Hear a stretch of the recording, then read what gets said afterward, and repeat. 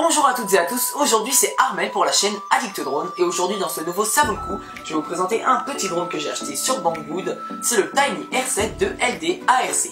Je vais commencer tout d'abord par vous présenter un petit peu tout ce qu'il y a dans cette petite boîte du A37 Combo que j'ai acheté environ pour 90 € sur Banggood, qui sera utilisé avec ma FlySky que j'ai acheté environ 45 € également, et le Eachine EV800 que j'ai acheté à peu près 45 €.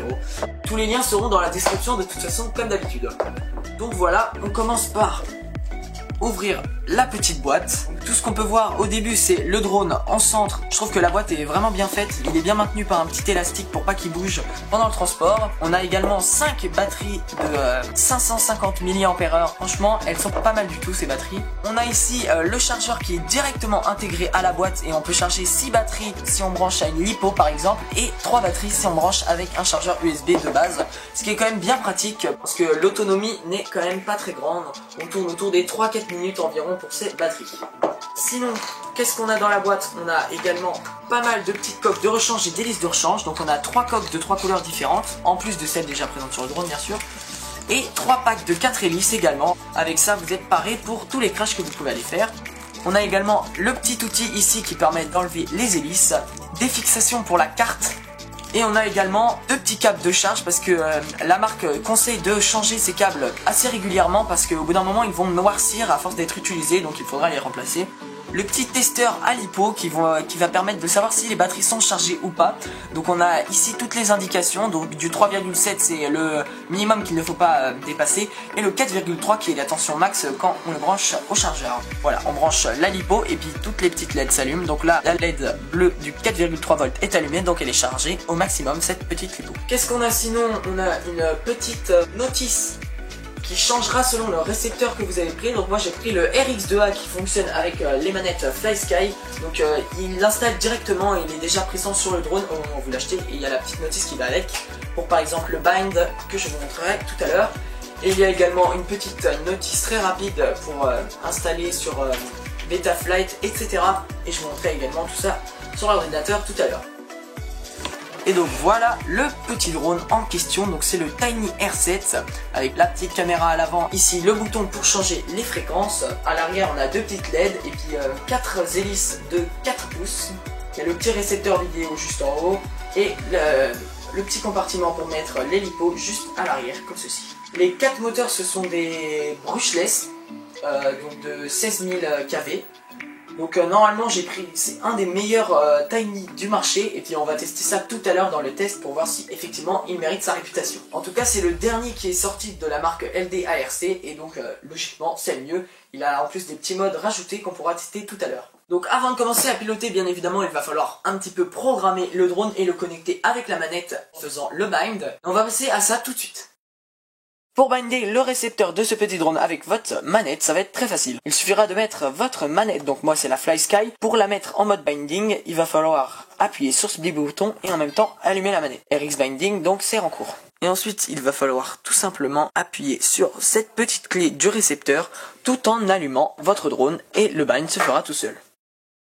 Donc maintenant qu'on a bindé avec le récepteur, on va pouvoir programmer sur Betaflight Configurator 10.4. Et vous allez pouvoir installer les pilotes pour votre ordinateur pour pouvoir connecter le drone.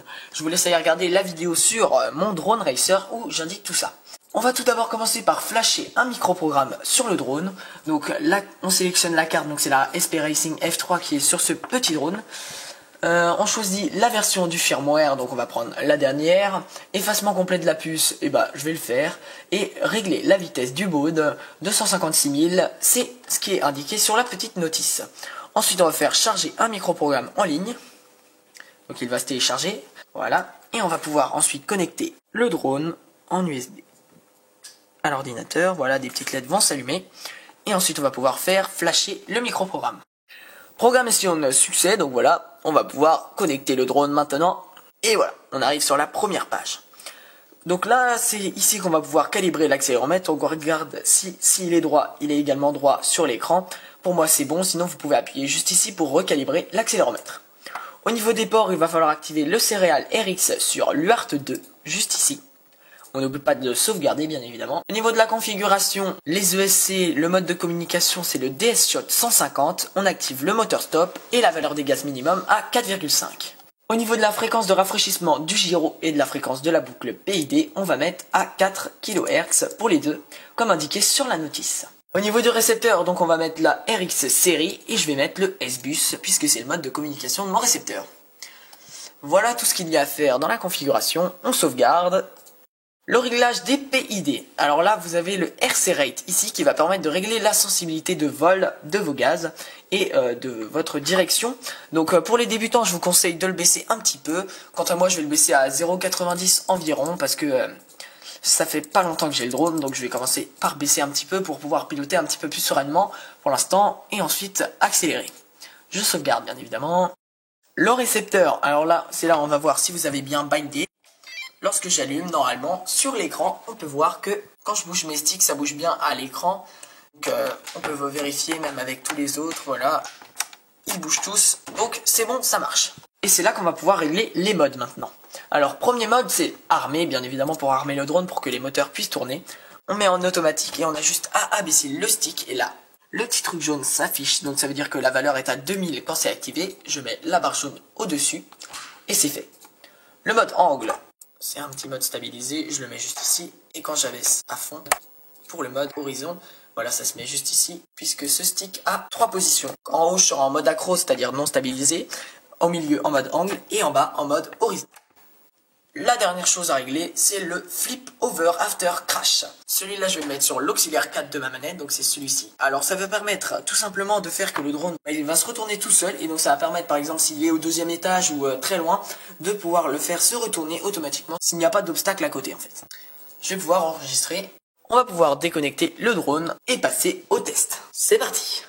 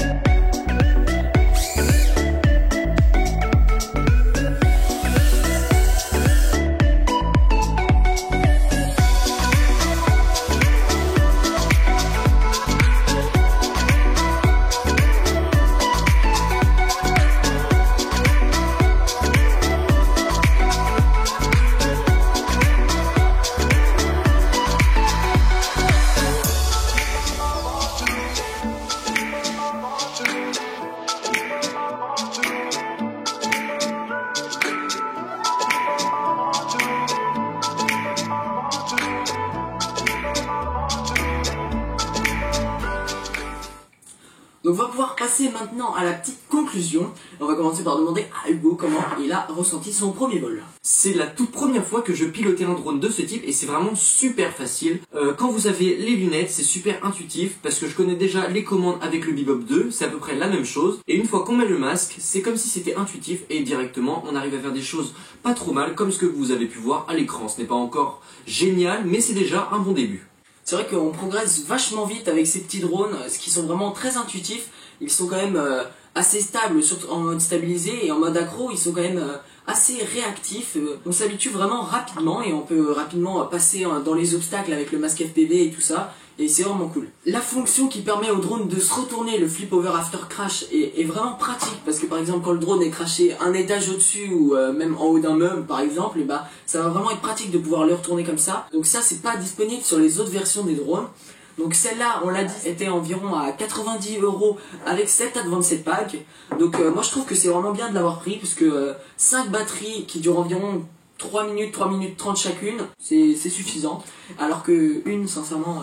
il n'y a pas de quoi faire. Ouais. Et en plus, il est facile, très facile à installer sur Betaflight, enfin à configurer. Tout est bien marqué dans la notice. La boîte est très bien conçue. Hein, on peut tout transporter dedans à chaque fois et brancher directement les batteries dedans. Enfin, le chargeur est intégré, ça je trouve ça vraiment bien. Sinon, au niveau de la qualité vidéo, c'est quand même moins bien que par exemple celle de mon drone racer. Et donc je trouve que sincèrement la qualité de la caméra, j'ai pas été déçu. Et pour ceux qui ne savent pas encore si ils vont aimer ce genre de petit drone, ce genre de Tiny, il y a un pack que propose Banggood, c'est le pack Small Pepper, il est à environ 60 € et à l'intérieur vous avez une manette, donc pas comme celle-ci parce que celle-ci est beaucoup trop complète, une toute petite manette comme des manettes de jouets, mais on en a testé Olipoloop, le bar à drone, elles sont vraiment super pratiques à prendre.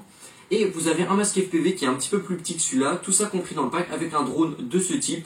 Et vraiment, si vous voulez vous initier à ça, je pense que c'est une très bonne alternative. Et donc on peut dire, je pense que ça vaut le coup d'acheter ce petit Tiny pour ceux quand même qui ont un petit peu d'expérience dans les drone racers. Et je conseille plutôt les Small Pepper par exemple pour les débutants. Donc voilà, c'est déjà la fin de cette vidéo. Si vous voulez d'autres vidéos de ce genre avec les Tiny, n'hésitez pas à lâcher un pouce bleu et à vous abonner à la chaîne YouTube. Pour cette vidéo, c'est déjà terminé. Moi, je vous dis à une prochaine vidéo. Abonne-toi!